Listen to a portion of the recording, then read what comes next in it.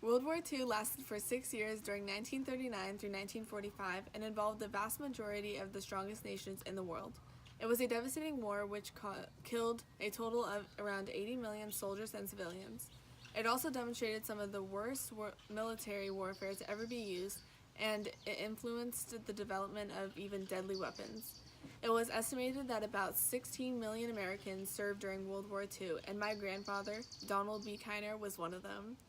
My grandfather was born on July 8, 1923, to Esther and Byron, and grew up in 29 Palms, California. He had two siblings whose names were Judy and Nolan. Nolan was a Marine in World War II as well. Nolan and Donald both won a Purple Heart for being wounded in combat and surviving. In Don's early years, he was a typical young man who went to school and enjoyed working on cars and planes. When he enlisted in the Army in December of 1942, at the age of 19, the officer asked him what his specialties were, and he said that he was good at fixing cars, planes, and other machines. If he did not have a specialty, they would have sent him to the infantry. My grandfather used his engineering and mechanical skills to help the war effort to defeat the communist Japanese. He got placed to work in the 13th Air Force, an engineering crew through Fiji and through the Philippines. Most of Don's basic training was held in Utah, where he met many different people from different states. He remembers the separation between the men from the western and eastern part of the United States. Don worked with the 13th Air Force for 3 years to prevent the Japanese from taking over the U.S. and provided land base for ground forces and air power for the Navy and Marines. They had allies from New Zealand and Australia who fought over the same islands and seas as the men working in the 13th Air Force. The 13th Air Force was a lot smaller than the others, but showed greater mobility, performance, and had colorful personality, and were called the Gunner Crew because of it. The unit helped the war effort during the air raid of the major Japanese airbase of Ruwel during November of 1943. Planes at this Japanese airbase threatened landings of Allied planes and the invasion of Bougainville.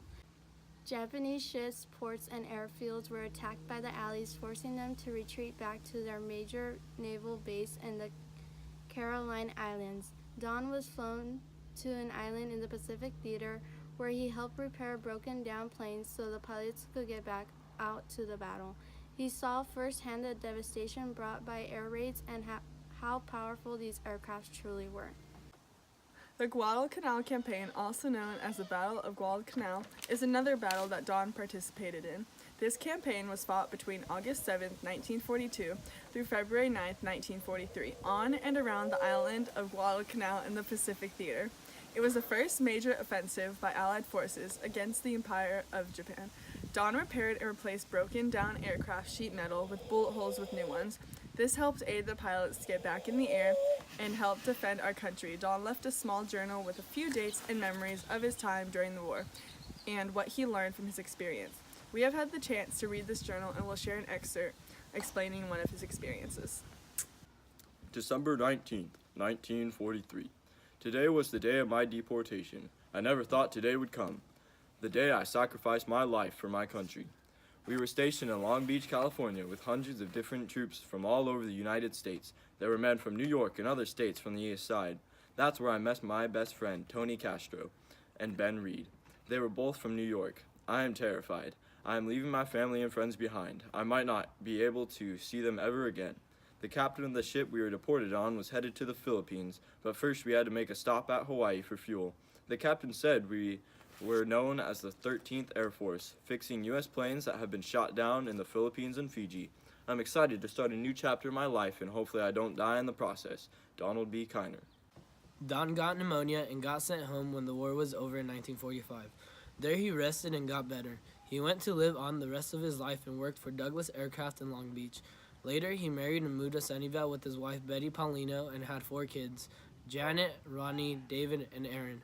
Unfortunately, Don is not able to tell his story from the first-person point of view because it is very difficult for him to speak about the situation. He developed PTSD and cannot recall memories from his life during the war. Don was a strong and brave American who joined the Army to help his country, but he paid one of the worst prices. His memories and his life will never be the same.